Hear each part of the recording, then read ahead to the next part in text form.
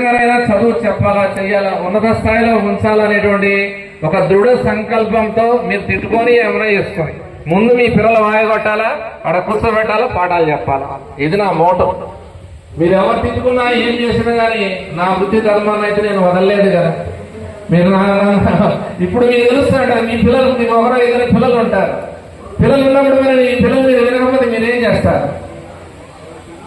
మరి మా దగ్గర కిక్కిరిసిపోయింటారు పిల్లలంతా కూడా. ఉదయం పాఠశాలకు వస్తే గదులలో కిక్కిరిసిపోయి పిల్లలు కూడా మన పట్టణం నుండి బయట కూర్చోబెట్టుకున్నటువంటి సందర్భాలు చాలా ఉన్నాయి.